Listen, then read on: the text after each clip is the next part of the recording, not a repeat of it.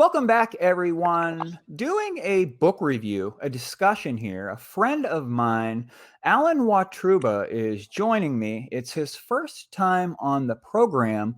We both recently finished Stephen King's It, an epic horror novel, and we're going to work through it here. I've got a list of questions to get us talking about this thing. Alan, the first thing that I'd like to do is thank you for coming on the program. I appreciate your time. Thanks for having me. Now, since it's your first time on the program, if you wouldn't mind just giving us a brief little bit of background about maybe what you like to read and some of your favorite authors. I like to read thriller and horror books, of course. A little bit of everything, honestly, but thriller probably would be my most favorite. Yeah, I think that's the same for me because I really like political thrillers. I like horror. I guess I do read a lot of different stuff, but I just like a fast-paced, suspenseful plot. The first question here, I'll take it first, Alan, and it's what did you like best about this book? And what comes to mind for me with this is that there are two things that I liked best about this book. I really liked the Losers Club. I thought that this group of characters was one of the best group that I've ever read. Of course, King had a long time to develop the characters in this. It was a lengthy book, but I really liked them. I was just empathetic toward them and the horrible thing that they had to deal with. But the other part that stands out to me as the best thing, the thing that I liked most about this book, was the monster itself. I thought that this was a genius idea by Stephen King because Pennywise, presents herself as your worst fear, and he presented himself as the witch in the Hansel and Gretel story, which I thought was a great literary nod to that story. He also presented himself, I think, as Frankenstein and the teenage wolf from the movie years ago. So I thought that was really neat that King pays homage to other authors by having his monster appear as their monster. So I thought that the characters were golden in this book. I like the Losers Club and I like the monster. That's what stands out for me with this question. How about you? What did you like best about the book?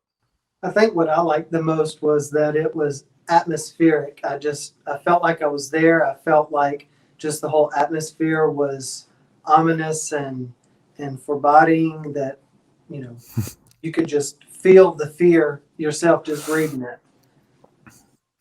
Yeah, that is true. Derry, Maine is a great plot setting. Have you read any other books that are placed in Derry? I don't believe so. I've read Misery, which is probably my favorite Stephen King out of the small collection that I've read. But I think most of those are either Castle Rock or the other places. I think this is my first Derry, Maine. Yeah, Derry, like you say, you can feel the fear in Derry. Derry has an unusual history. I've read some Castle Rock as well. I read Insomnia, which is Derry, Maine, and I read, what's this back here? Dreamcatcher is also Derry, Maine. I'm not sure if that's all of the Derry, Maine books or not. There might be another one. There might even be some short stories that take place in Derry. But we'll move on here. I agree with you that the setting is something that's very horrific. So the next question I have is, how did the setting impact the story? And I'll let you take this one. How did the setting impact the story? Would you want to read more books set in that world? I think that I would, just because the town really seems to be crazy and make everyone in it crazy and just affects them mentally and physically and emotionally in ways that it seems like they didn't even realize it's happening to themselves. So I think I definitely would. Yeah, Derry is great. Here's a fun fact for you if you didn't know it. Derry is Stephen King's take on Bangor, Maine. King actually went through Bangor and was closely studying the town. And there are some things that come up in Derry, like landmarks. For example, there was a statue in the story. I forget what that was, but that's in Derry, Maine, or Bangor, Maine. And there are some other stuff like that going on. But Insomnia takes place in Derry. It's not a very good book, if you ask me. It's like a Dark Tower companion kind of novel. I didn't really care for Dreamcatcher. as much either. But I'll take this question. I would like to read more in Derry, Maine if I haven't already read them all. I think there's at least one short story that I haven't read in Derry. Of course, he uses a lot of different recurring landscapes. Castle Rock is another one. I think Ludlow, Maine is another one. But I think Derry really had a great impact on the story because of the unusual history there and the danger there. So, yeah, I would definitely read another book in Derry, and I would love it if King would write another book that takes place in Derry. So let's move on here. I'll let you take this one as well. What did you think of the ending?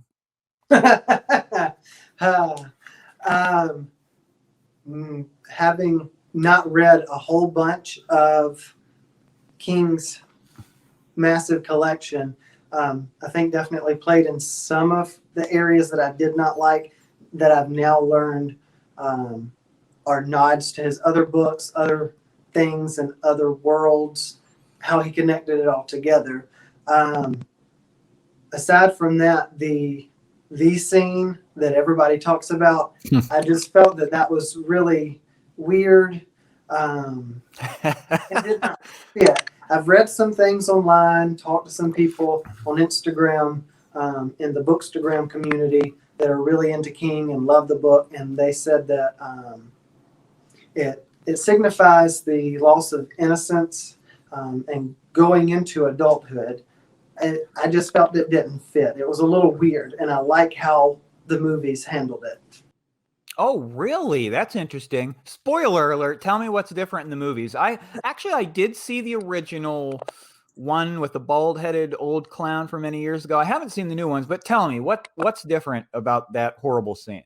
That horrible scene is in the new movie done with just a kiss, as opposed to the book going way out.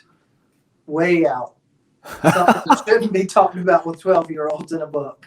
Yeah, that is true. So they, and now correct me if I'm wrong here, but in the new movie, they're not like 11 and 12-year-olds, but they're teenagers. Is that right?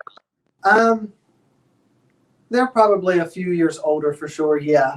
Or at least the people that portray them in the movie are a little bit older. But yeah. I felt that the movie, part 1 and part 2, did really well with the book in general, just as a general book to TV or book to movie adaptation. It handled a lot of things really well. It brought over a lot of the fear and the dread that you feel reading the book, and then it handled the scene very well.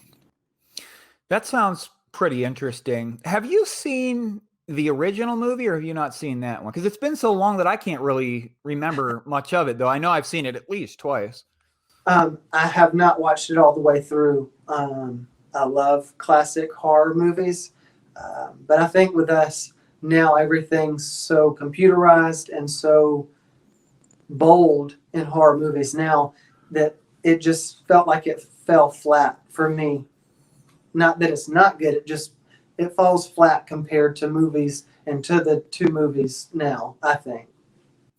Yeah, I think I can tell just by like watching like previews that the monster in the new one is like extremely vicious, and I'm not sure what they do with that. Was it the ritual of Chud? Was that the sex act or? See, that's the thing. I don't fully remember what exactly. I don't think it was the ritual. I think it was something that happened. I remember they were down and they were down in the sewer and they just defeated it in that moment. And they were starting to escape and they were all fighting and fussing with each other. And Beverly's like, I know what to do. You don't have to have sex with me. Yeah. And yeah. Then it goes into detail for like 2 or 3 pages on each of the boys with Beverly, and that was was weird. But I'm with you. I don't think that was part of the ritual as far as the actual scene itself. Okay. I thought that it was just almost shocking. Like I didn't expect that was going to happen, and it seemed like an inappropriate thing. And like you, I investigated why this came into the story, and people were talking about that the sex act as being signifying the end of childhood kind of thing. And I thought, okay, well, I guess that does make sense. I guess that's what Stephen King was going for with that, but it just seemed to me that that would have been left better off just left out. And the other thing I would say about the ending is that toward the ending, the turtle pulls Bill Denbrough into like outer space. Yes. And then Richie goes into outer space as well. And I thought this is very strange. I just thought it was kind of ridiculous, I guess, that that was part of the end of the book. I don't know. I have some experience with Stephen King, and a lot of times he's been criticized for how he ends his books. This makes me think of Needful Things, where I just loved the massive novel, and then at the end it was like unusual and strange, and I was almost shocked that this was how the book ended. That was how I felt about the ending. And a key point about the second movie, part 2, believe it or not, spoiler, but Stephen King actually makes a cameo in the movie, and it is said over and over by Stephen King and Bill Denbrough in the movie that the ending sucked, talking about Bill Denbrough's books. yeah, The fictional story of it itself, talking about the endings suck. And all of his books are great, but the endings suck. So I thought that that was hilarious that he's grown enough that, you know, he can kind of agree and see what people say the endings suck. Yeah, this ending was just strange. I don't know. A lot of people just loved this book. I don't think I was that big of a fan of it. I thought it was pretty good, but that's funny that he does that in the movie. I know that Stephen King has grown a lot, and he's criticized some of his earlier works because he said that Insomnia wasn't very good. He said that Rose Madder, that he didn't really like it. And I know that he's attributed some of the length of these early books to cocaine use. Mm-hmm. I don't know how the mechanics of that work, but yeah, when it comes to endings, he can really seem like he just doesn't know what to do with the story. So he creates something that's just, I don't even know. Let's move on to the next one here. What did you think of the book's length? I'll take this one first. I thought the book was too damn long. I know that throughout it, we had the Henry Bowers crew, and I'm going to ask you, I think the next question deals with the Henry Bowers crew, but it felt like they were, as the novel was going on, the Henry Bowers crew were basically their nemesis. That was the other nemesis in this book, beyond it. I guess there were some other nemesis as well. Beverly's father was one of the nemesis, but I kept thinking to myself, how many times are they going to run into the Henry Bowers crew before this novel comes to a conclusion? It just seemed like there were some things like that that kept rolling over in this book, and I felt like I was pushing to get through the end of it because of that fact. It just seems to me that maybe some of this stuff could have been edited out, and for me, it would have been a smoother, easier read, I think, if the book wouldn't have been 1,090 pages in the paperback that I read. What did you think of the book's length? I agree with you, but also I think the length was good to a degree. I think with the ending is where that changes my perspective on the length of the book, because it was so long and then you just abruptly end in the last 50 pages with total chaos, basically. But the length, I'm not super afraid of a thick book. I think it blends very well with modern books, because modern books kind of transition from time, go back, and then current time, and go back in history and back to current time. So I feel like that has aged well in that aspect. But the length is a lot. But there are 7 main characters that you basically get full story on, basically. And then it transitions between all of them. And then, like you said, you have Pennywise, the monster that you have a little backstory on. And Henry Bowers and his gang and the backstory and how it just goes between each of their perspectives. You even have that glimpse of Derry itself that you have a little background history on as Yeah. well. So that plays into the length, but I definitely agree it could have been cut down some. Yeah, and maybe even it could have been expounded upon further in some areas. There was a lot of stuff that I really liked, but we'll get to that here in just a minute. Let's talk about here quickly about the Henry Bowers crew, the bad characters in this one. I thought that that was like a good part of the story because I thought that it was good that they weren't just having to deal with the monster, that there was some other element involved. And I thought that that worked for the story. And I thought that the psychological profiling on the character of Henry Bowers was quite good because he was like an extreme bully. And it got to the point over time where he was going to try to kill one of those kids. I thought that that worked. And I liked the way that King wrote in kind of like the submissive side of the boys that were following him. I thought that that just all worked out very good. And I thought it was one of the better parts of the stories, even though I thought maybe there was too much of it at some point. What did you think about Henry and his crew? I think Henry and his crew felt very real, and I think that was part of the thing with the book is that it talks about the monsters around us that we deal with, things that are hidden that would be like Pennywise and Derry itself, and then you have the real life things of Henry Bowers and his gang that follow you and bully you, and that's really kind of what the book seems like it's about, is about friendship and sticking together and getting through things together. But with Henry, he just felt real and authentic as far as being a bully. But I could also see where Derry played a big part in him being who he was. Oh, that's definitely true. Derry is a very interesting place to be. And it seems like the evil entity, like it decides to use the people that are already bad, right? It doesn't turn a good person bad. It just takes the bad apples and it uses them as kind of pawns uh, in its scheme. But I thought that it really did well with Henry Bowers and everything. I thought that was a great addition to the series. Do you think the book was plot based, or do you think that it was character driven? Hmm. I think it's a little bit of both, but I think probably character driven more because, I mean, you literally have chapter after chapter of nothing but about the characters and what they're going through in their external and internal dialogue and thought process and fears and things that they're afraid of that basically it manifested itself as to them. So I definitely think it's probably more character driven than plot driven. But then you have that under theme of the childhood and sticking together and the losers club and that theme itself as a plot. So I think it's a little mix of both.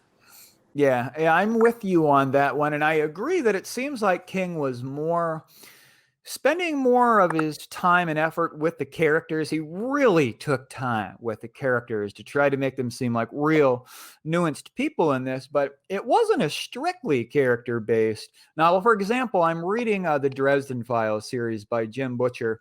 And in that one, it's a character based series. And it seems like the plot, the mysteries are only really there to serve the characters. But I didn't quite feel that with this one because Derry is a very important place in the Stephen King multiverse, and King took the time to put history in there and whatnot. And I thought that it was probably like maybe 60% character, 40% plot driven. I thought he did a pretty good job balancing both of those. Let's move on to another one here.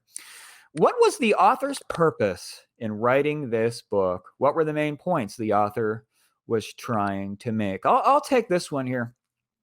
This is kind of a strange one. I didn't actually generate most of these questions. I found them online, but it seems to me that the overarching theme of this was coming of age, I guess, coming out of childhood, because the children are capable of seeing the truth because they don't have these prerequisitory biases about life and so on and so forth. So I'm just going to be brief on this one. I would say that maybe the overarching theme was coming of age. What do you think? Yeah, that's definitely what I felt. And in researching the book more, it was definitely coming of age and that friendship and bonding and childhood memories throughout the book. Yeah, that is true. I really thought that it was a good piece of the story, how attached to his younger brother, Bill Denbrow was. Or wait a minute, am I confusing two different names? It opens up with Georgie being killed. It was Georgie And Denbrow. Bill's the So older brother, yeah. Bill's the older brother, and Because I could tell. he was Yeah, sick in bed. yeah. He was sick in bed, and Georgie comes in having trouble getting his boat working. And even if you've never read this book, you probably know this much, that Georgie's out there trying to get his boat to work. Bill fixes it up for him, puts wax on it and everything, and it's a floating machine at that point. But my point is that it seems that Bill was very disturbed by what happened to his brother, and he was out to get that monster throughout the novel. Perhaps I'm a little off topic with that. But yeah, I would say that it was coming of age was the primary thing. Let's go to the next one here. Did anything surprise you about the book? I'll take this one first. Other than the ending, the crazy ending, I was surprised that Stephen King brought the tower into this. And I was surprised that he brought some other elements in. For example, Christine made the novel. Did you catch it when Christine came in? I have not read it. I have seen the movie. So I called it when Christine came in. I was like, I know Stephen King mixes and weaves all of his books together, basically. So I did catch it when it was brought in.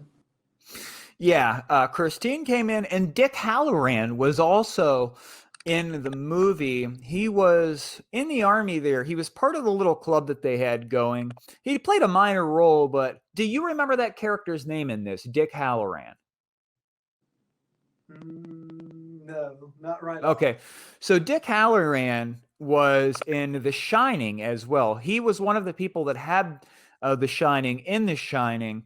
He played a minor role in this, but I was quite excited to see Dick Halloran come into this thing. And I know there were probably some other eggs that I missed. I was reading an article online where people were talking about all the things that made it into the book, but I was especially surprised that the tower played a role in this thing. And I do have some things to say about that here shortly. But other than the ending, was there anything that surprised you about this book? I think there was a moment of emotion that I did not expect I feel you typically don't get with Stephen King. And by emotion, I mean like sadness and like teary eyed and all. And that was the scene with the club when the folks of the town were blocking in with the doors and the wood and everything and lit the club on fire.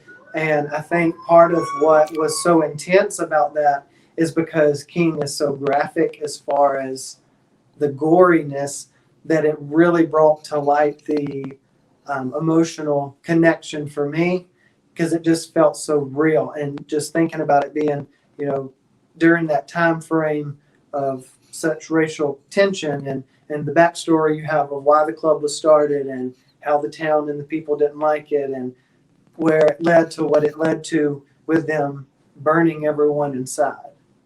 So that was a big surprise for me to really be hit with kind of a strong emotion in that moment.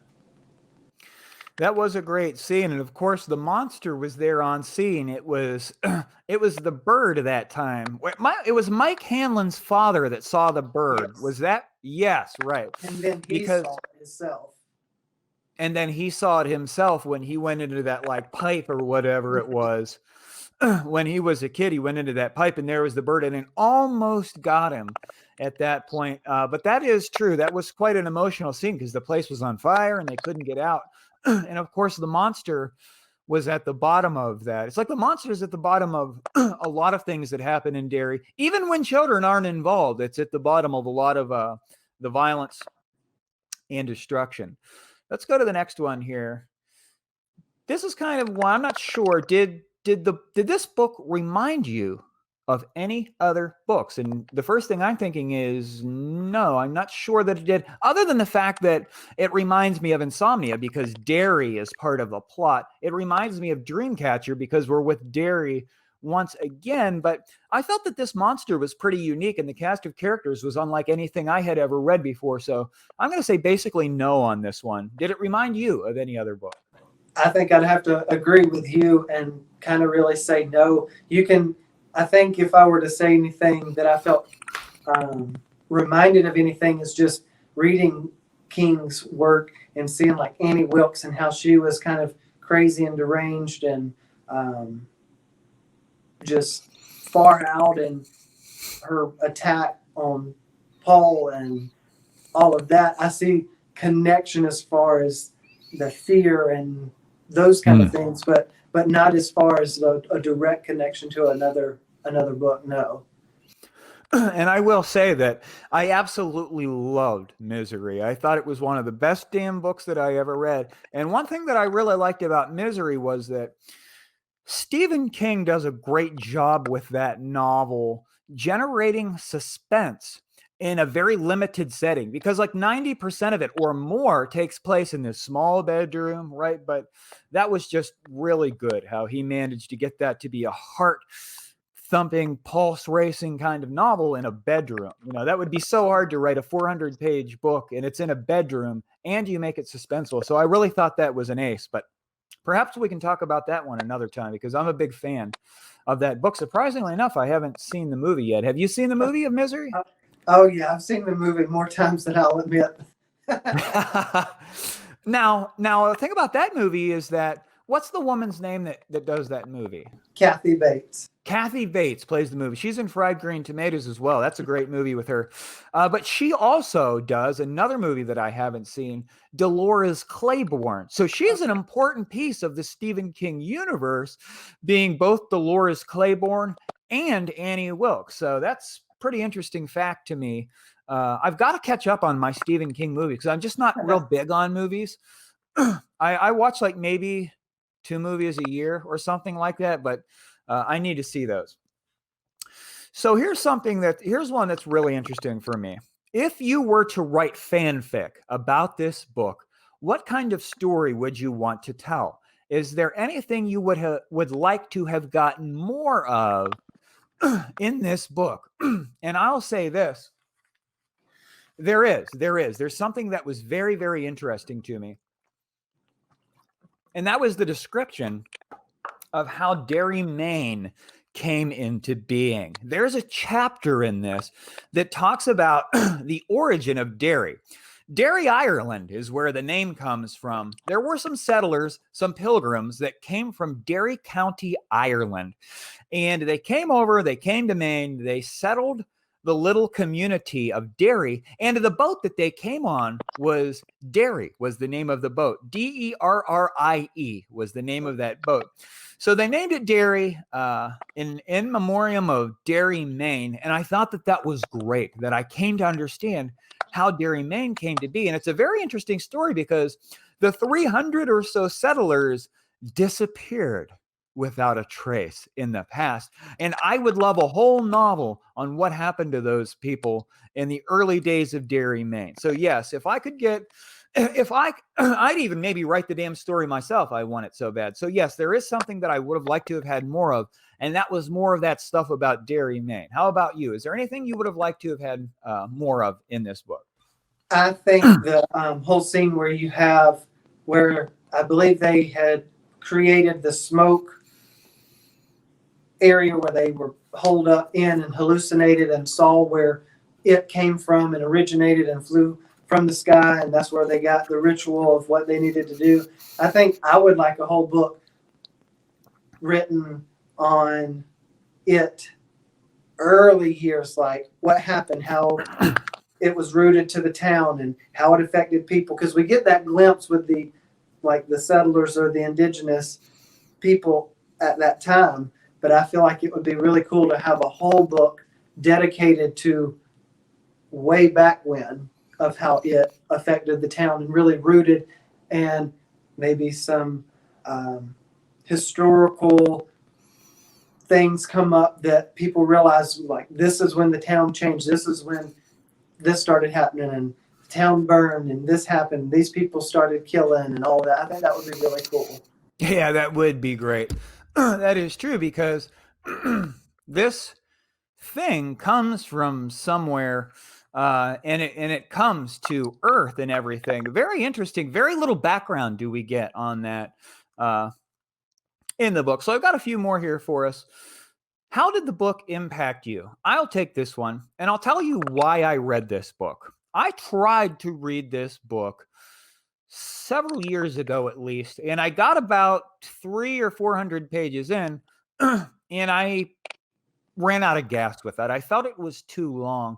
And it's interesting what a change in perspective and time can do for you, because I really loved the first 400 pages this time around. But I'm on a quest to read every Stephen King book, and there are some that I started in the past and gave up on, and I have to go back and read those so that I can read them all and get a whole picture of the Stephen King universe. And I've been putting that off because it's some of the lengthy ones that I gave up on. I gave up on The Stand. I gave up on Sleeping Beauties. So this was the first piece of that project, to go back and read a lengthy novel that I gave up on. And I learned a lot about Derry, Maine. So I feel that I'm more competent as a constant reader. I have another piece of that puzzle with the monster. Of course, it is one of the most important Stephen King books. As a constant reader, I should have read that book. And I went back and got it, and I'm glad that I did. So it's actually impacted me pretty powerfully. I've reached out to you to talk about it now. It was quite a literary piece, I thought. So I would say that it impacted me pretty strongly. How about you? How did the book impact you? I think it impacted me that it's one of the handful of books, horror books, that actually gave me that feeling of horror and dread that a movie can so easily do, because you see the trees move, you see the shadow come across you, you hear the sounds, you see all the things in the movie, whereas a book, it's hard to get those jump scares or really create that atmosphere to create fear or dread in a book this authentic, and doesn't seem forced or pushed. So for me, I think it impacted me that it was actually kind of scary in parts. Oh, hell yeah. It was good. It was good. And not only was it scary with like the violence and the gore and the gruesome nature, that King has a pretty good like take on human nature and greed and hatred and all of the horrible parts of us. For example, what was happening with Beverly at home with her father and everything was like a scary thing. You know, if an author can get an emotional response out of you, that is an ace, because it's very hard to do that as a writer, to actually scare a person. If you can do that, it's a great piece. Okay, so the next one is, this is a tough one. It's a tough one. Would you ever consider rereading it? That one would probably be a maybe. For the good parts that I liked about it, a definite yes. For the parts I didn't like, that's what would make me hesitate because of its length. If it was a 400-page book and I didn't really like the ending, by all means, I would definitely reread it. But 1,100 pages is what my book was, like 1134, I think. That makes it a little difficult to reread, but I am a big rereader. Typically, I'll reread a book that I really, really like every 2 years or so, 2 or 3 years. So it's not that I don't care to reread books at all, like some people. It's just that it's so long, even though it was really good. For most, 85-90% of the book I really, really enjoyed. It's just that little bit, that ending. But then I wonder, knowing the story, because I know every time I reread, like even Misery, that I think I've read like 4 or 5 times now. Wow. Every time I read it, I literally catch something completely different, a picture on the wall that means something that you don't think about. That's true. That is very true. So I'm wondering if I were to reread it, say in 2 years, if I would catch more, even with the ending, instead of being so shocked by it in the moment of fully absorbing it right then if I would catch more meaning, or if there was something that was said earlier on. Because some of the things that I read about the scene is with Beverly and the whole thing with her dad and that weird relationship and how everyone in the town called her names on being promiscuous and things like that. That's why Stephen King used that scene in the end as a thing of her taking control of those names and derogatory statements and catcalls and things. So I do think I would probably reread it. I might push it out farther, and it wouldn't be one that I would reread it as often as, say, Misery or Creature by John Saul. That's one of my other favorite books and authors. But I think I would reread it eventually. That's a great piece of insight that you have about her and trying to take some control after she hadn't had any control for so long. Have you read the Dark Tower series at all? Have you attempted it? None at all. Okay. So here's something in relation to what you had said. When I finished the final Dark Tower book, I was left agape at the ending of the final book. I thought it was completely absurd and stupid. It was as though he intentionally tried to write the worst possible ending that he could to put it on there at the end of that epic series. And it's grown on me over the years. I've actually come to the point now where I think that it actually is an appropriate ending, that not only is it really the only way that it could have ended, that he foreshadowed it constantly throughout each one of the books. He was telling us how it was going to end. And then we were all shocked by the ending. But time has changed my perspective a bit on that. I'm looking forward to rereading it because I know that I'll really like the ending this time around. But what I was getting into here with the Dark Tower series is I think that if you were to read that series, and then maybe in the future you went back to it after reading those books, that you would pick up on more. You would catch where he's talking about the beams, and you would know what the background is with the turtle, because that was very strange with the whole turtle thing in this book. It was like, this doesn't make any damn sense unless you've read that other series. It would seem very strange. But the turtle's name is Maturin, and it guards one of the beams that holds up the Dark Tower. And in the book, it talks briefly about the thing that created the turtle, and that would actually be Gan, or God, in the Dark Tower series, the creator of the turtle. But I think that at least in those points, even though it wasn't huge what he did with the tower in this book, perhaps you would appreciate those moments more having read the series. But for me, I'm going to say no, that I wouldn't reread it. I thought that parts of it were getting painful with the length of it, the absurdity of the ending. But if I were to reread it, there would be one reason that I can imagine doing, and I wish I would have done it this time through.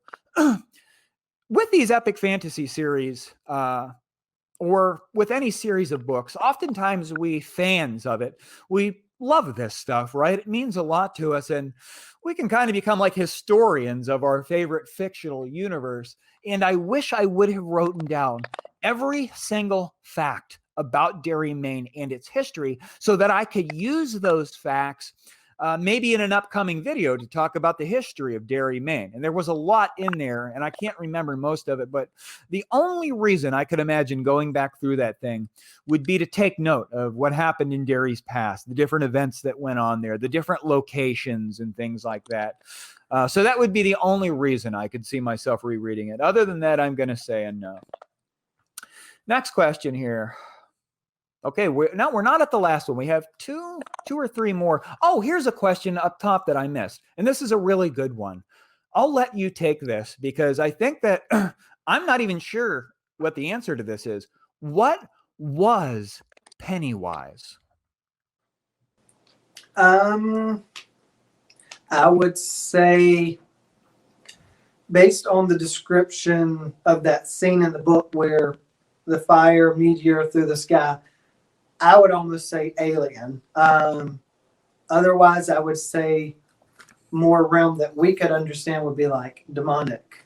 But I think alien fits very well with the whole fear, and that's why, because I'm trying to think. I think it's in the newest It as far as chapter one.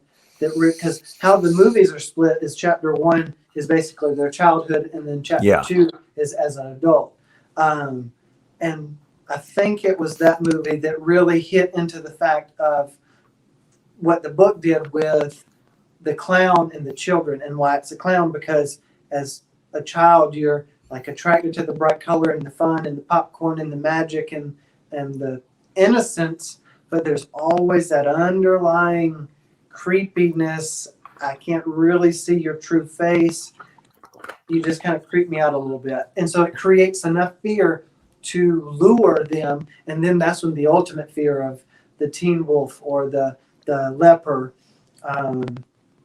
or the different manifestations that it really did to each of the children specifically, as opposed to just being the clown that loosely is enough fear that gives Pennywise the strength to pull them in, to give them the full force of fear to actually feed on them. Yeah. When this is kind of a toughie. I know that it was described as a female, that it and I think they also said that humans, something along the lines that we're not really able to see what exactly it is. It presents itself as something other than its true nature, but it was common for it to be a spider. Because it was a spider, and it is true that it's alien. I think that the book might have even said that it came from outside of our universe into our universe. That is what it said. Is that right? From what I remember, that rings a bell. That it clicks. It makes sense. It came from outside of our universe into our universe. It was female. It largely presented itself as a spider, but it also presented itself as your worst fear. And it was an alien. It was an extraterrestrial. That would be good to get information on where that thing came from. And a planet of multiples of these that coexist together. yeah, that's true. That would be great. Because I think maybe it said that it was the last of a dying breed or something. I'm not sure if that's right. It did say that. It did say. So. And it got out of wherever it was at, whatever it was experiencing. It got the hell out of there, and it came here to Earth, to Bangor, also known as Derry, Maine. So that would be a great piece of history. The only thing that I could say on that was that a cousin of it shows up in the Dark Tower series. Mordred happens to be related to the monster that is Bob Gray, also known as Pennywise, also known as it. And Mordred is like half spider, half man. So I don't know exactly how that works, but yeah, I think it was a female alien. I'm not really 100% sure what it was, but one more I skipped over. We'll just go over this one briefly. What did you think about the structure of the story? We had one narrative that was in the past with the kids, and the other narrative was current day. They realized that it's still around.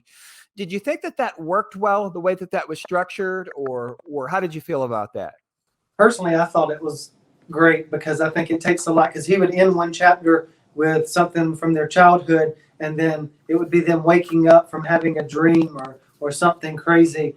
And like I said, I really like that structure of books now, especially the psychological thrillers. A lot of the modern books that are being written now really do that flip-flop. It has to be done well, or else it can get confusing. But I feel that Stephen King did it well, with being grounded in the characters and in the town, and being able to jump the time. He did really well, because his characters were real fleshed out.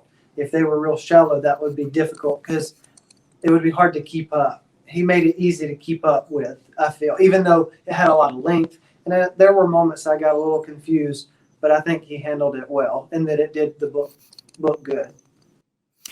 Yeah, I would agree with that. And I also liked how he started trying to like cliffhanger it once in a while as we were going through. Like something would really start building up with the kids when they were about to have this experience. And like in mid-sentence, it would stop and then back to the Back to the Future, right? With the narrative, and then it would come up to a cliffhanger, and then we would run back into the past. And I thought that whole cliffhanger setup like that was quite interesting. I forgot to ask you, did you read this as the book, do the audio book, a little bit of both? How did you experience it? I did both at the same time. I followed along the book and let the audio book actually read for me.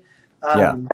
I really like to do that with books a lot. And I thought with the length, this would help push me forward because I'm not having to mentally read the book. I'm following along.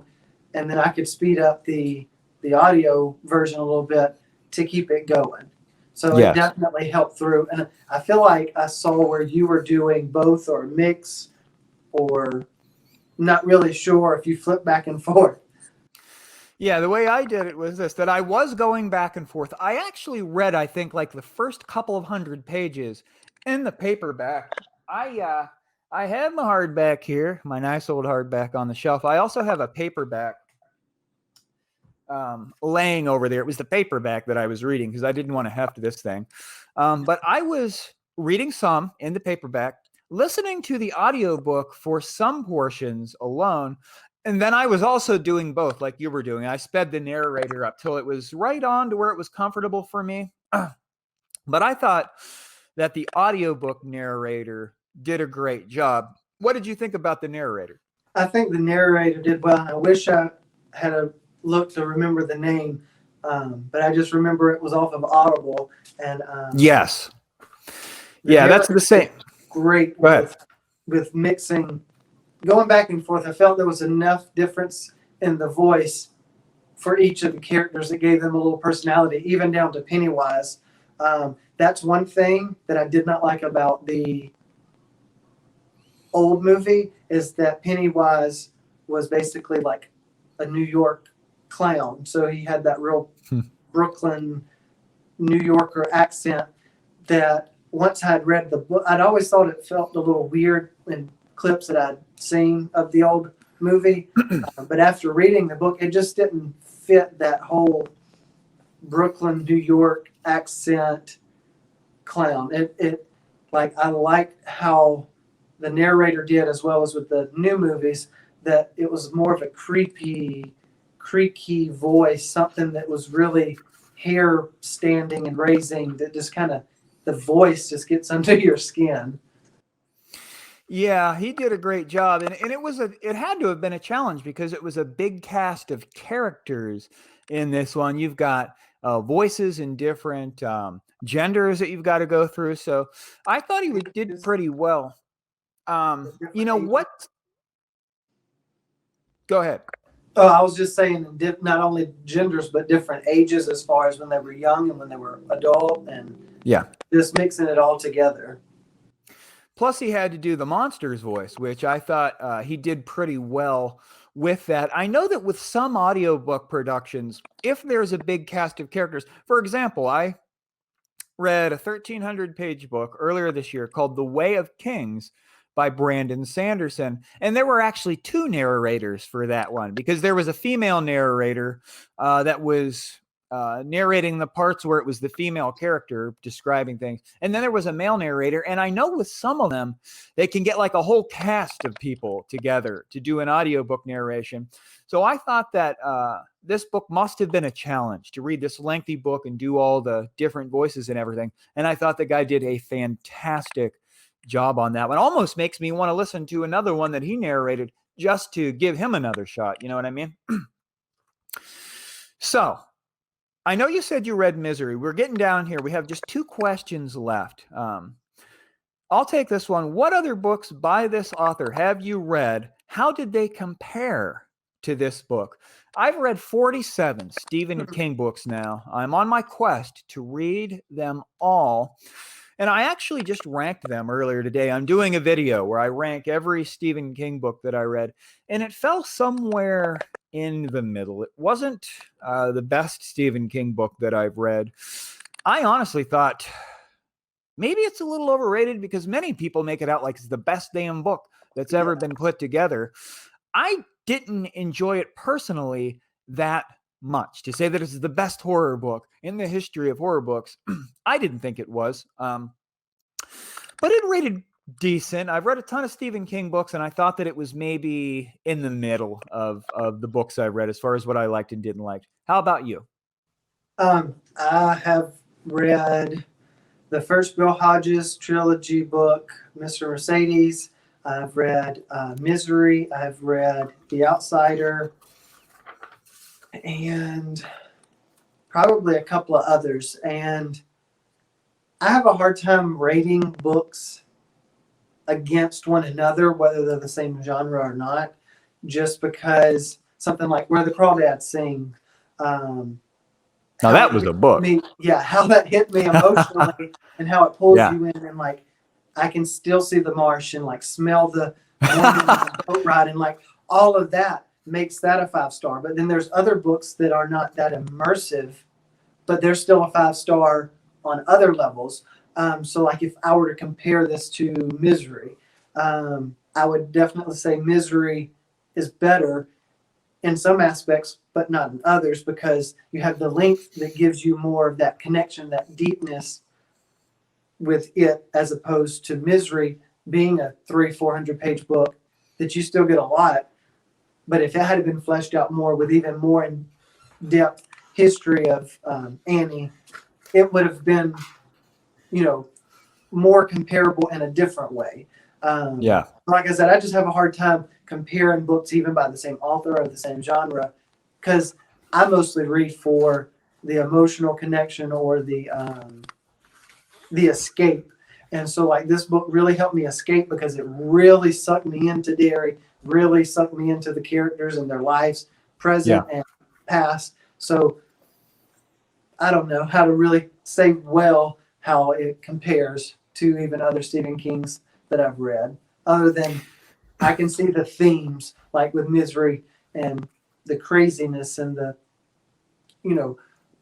presence of evil. Yeah, I agree that I'll do the same comparison with Misery. It had a way of drawing you into this long story and giving you this huge world. It was a huge world building. It was an adventure in it. And perhaps it was better in that way than Misery was with that same kind of thing. But for example, Misery was a more suspenseful novel to me. That one was just a race to get through that one. Boy, I really loved that one. I thought it climaxed good and everything else. But back to Where the Crawdads Sing. Now that was a great book. I absolutely loved that book. Was one of the best damn books I ever read. Delia Owens. A little off topic there, but I had to say how much I really loved that book. And it really surprised me. That was her debut novel. And I thought it was just took her 10 years. 10 years to write it. Yep. Slowly. Holy shit. Yeah, well, it shows. It shows. That was an incredible book, Where the Crawdads Sang. For a debut novel, that must be the best damn debut novel that anyone's ever put together. It really was probably maybe the best damn novel I ever read. I just had a real powerful emotional response to that one. It was absolutely great. So here's the final question, Alan. And then maybe we'll just summarize our thoughts after this one, and we'll call it a day with this. How would Pennywise appear to you? And I'll take this one. Just to be on the silly side, I guess. Pennywise might appear to me like a pile of burning books. That would be a big fear for me. Fahrenheit 451 is about burning books. So maybe Pennywise, she would appear to me as the book Fahrenheit 451 on fire. That's what he would appear, or she would appear like to me. How about you? How would Pennywise appear to you? And I knew I would get you with this question.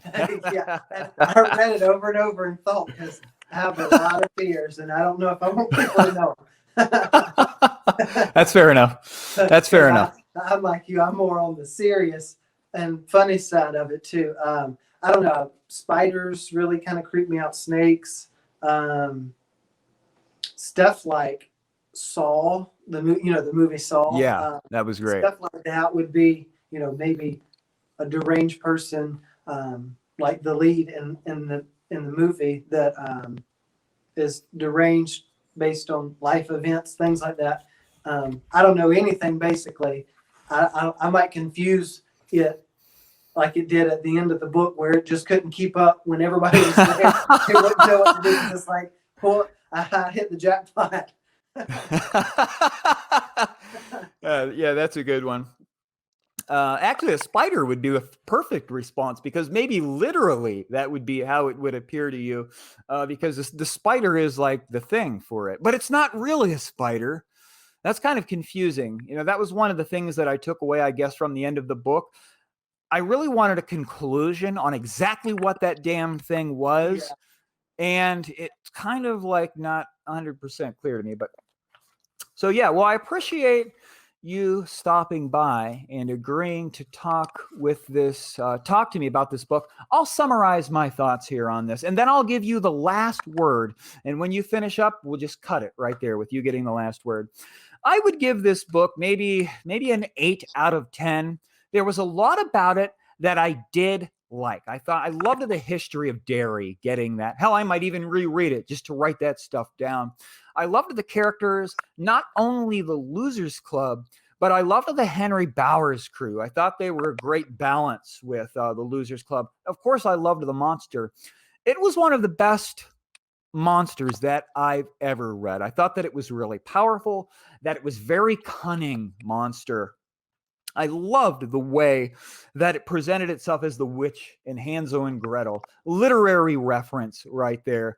And it presented itself as various different literary monsters. Frankenstein was one. I think Patrick Hockstetter saw Pennywise, or he saw the monster rip the head off of Victor Frankenstein or something like that. But I just loved those literary references in this. I thought that was really neat that he put that in his book. So there was a ton that I liked. There was also some that I disliked. I thought that things were rolling over and that it was too long and that I was having to really push through some parts of it after about the 500-page mark.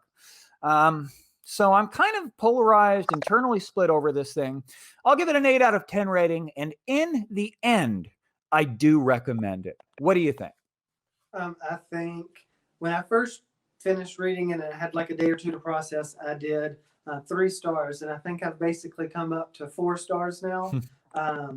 Just the more I've thought about it, the more I've elaborated and kind of understood more, just opened my mind to understand the ending more, and that it's connected a lot with his other books.